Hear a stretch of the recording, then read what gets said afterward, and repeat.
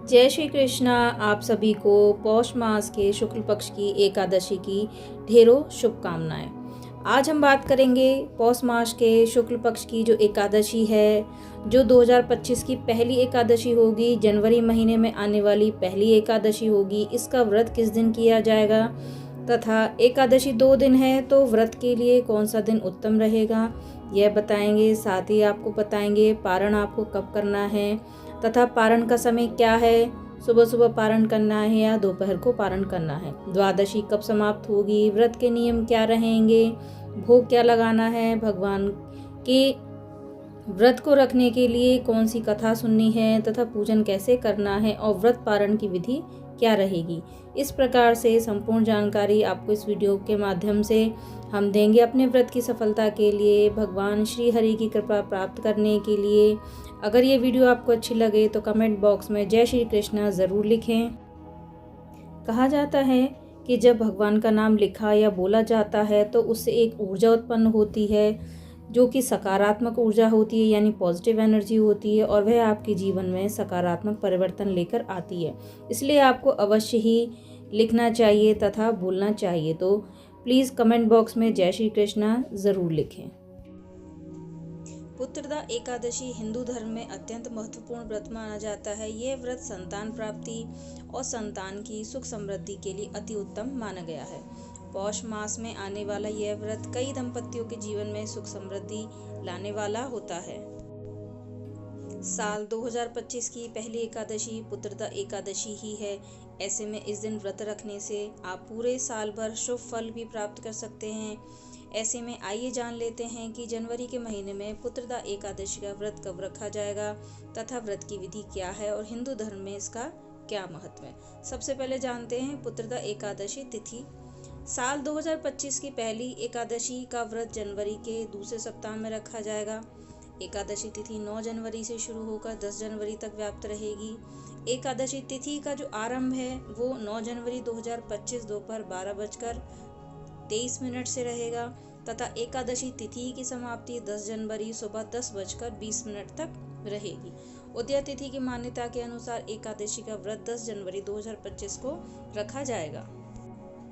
आगे जानते हैं पुत्रदा एकादशी के व्रत की विधि क्या है। एकादशी तिथि के व्रत रखने वाले जो व्रती होते हैं वो दशमी तिथि से ही सात्विक जीवन जीना शुरू कर देते हैं। इसके बाद एकादशी तिथि के दिन प्रातःकाल जल्दी उठकर स्नान करना चाहिए और व्रत का संकल्प आपको लेना चाहिए।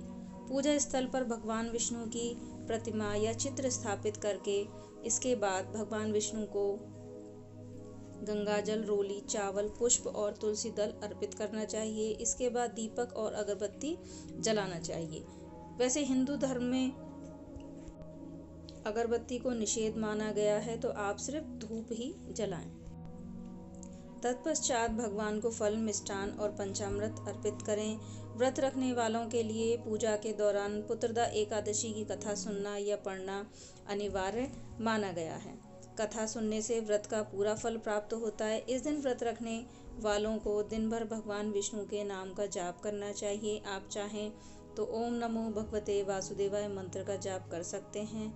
व्रत का पारण द्वादशी के दिन सूर्योदय के बाद आपको करना चाहिए। इस दिन ब्राह्मणों को भोजन खिलाकर दान दक्षिणा देना चाहिए और फिर स्वयं भोजन ग्रहण करना चाहिए। आगे जानते हैं पुत्रदा एकादशी का महत्व क्या है। दोस्तों, पुत्रदा एकादशी का व्रत करने से दंपतियों को संतान सुख की प्राप्ति होती है। इसके साथ ही इस दिन व्रत रखने से पापों का नाश होता है और मोक्ष की प्राप्ति होती है। यह व्रत पारिवारिक सुख शांति और संतान के उज्जवल भविष्य के लिए भी अत्यंत शुभ मानी जाती है। पौराणिक कथाओं के अनुसार महिष्मती नगरी के राजा सुकेतुमान और उसकी रानी शैव्या ने इस व्रत को रखा था, जिससे उन्हें योग्य संतान की प्राप्ति हुई। आगे आने वाली वीडियो में हम आपके लिए पुत्रदा एकादशी व्रत की कथा लेकर आएंगे। तो दोस्तों, पुत्रदा एकादशी व्रत का पारण 11 जनवरी 2025 को किया जाएगा। व्रत पारण का शुभ मुहूर्त सुबह 7:15 से लेकर सुबह 8:21 तक रहेगा। पारण के दिन द्वादशी तिथि समाप्त होने का समय सुबह 8:21 तक ही रहेगा। तो आइए आगे जान लेते हैं कि एकादशी व्रत में क्या खाना चाहिए।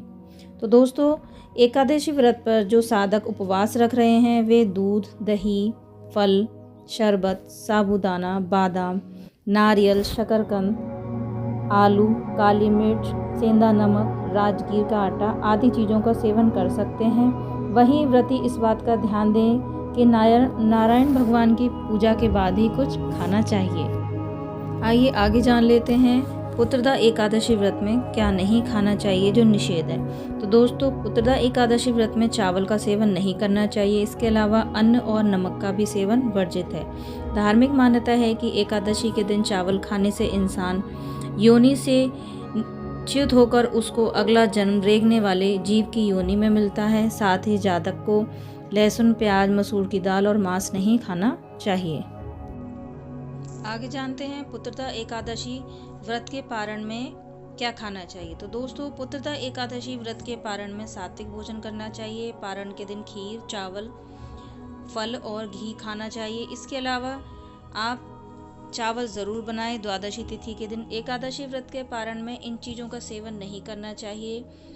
यानी कि जब आप खाना बनाएं तो उसमें मूली, बैंगन, साग, मसूर की दाल और प्याज, लहसुन का उसमें इस्तेमाल ना करें। एकादशी व्रत के पारण से जुड़ी हुई कुछ बातें हैं जो सबको जाननी चाहिए। पहली बात, पारण से पहले भगवान विष्णु को भोग लगाना महत्वपूर्ण होता है। भोग का प्रसाद सबसे पहले बांटना चाहिए और फिर खुद खाना चाहिए। पारण के बाद गरीबों को दान देना शुभ माना जाता है। एकादशी व्रत के दौरान भगवान विष्णु और माँ लक्ष्मी की व्रत के साथ साथ पूजा करनी चाहिए। एकादशी व्रत को दशमी से ही शुरू कर देना चाहिए, यानी शाम के समय से ही आपको कुछ नहीं खाना चाहिए। द्वादशी के दिन ब्राह्मणों को भोजन जरूर कराना चाहिए तथा दान दक्षिणा जरूर देनी चाहिए। द्वादशी के दिन भी सदैव सात्विक भोजन करना चाहिए। दूसरे दिन ब्रह्मचर्य का भी पालन करना चाहिए।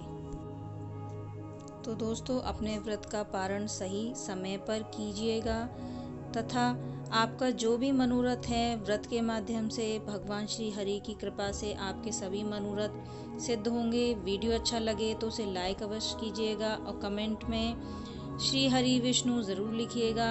तो दोस्तों, ओम नमो भगवते वासुदेवाय भी आप लिख सकते हैं। तथा यदि आपको ये वीडियो पसंद आई हो तो अपने फैमिली फ्रेंड्स के साथ ज़रूर शेयर करें। हम मिलते हैं आपको अगली वीडियो में। अगली वीडियो में हम आपके लिए लेके आएंगे पुत्रदा एकादशी व्रत का था। तो चलिए मिलते हैं अगली वीडियो में। तब तक के लिए राधे राधे।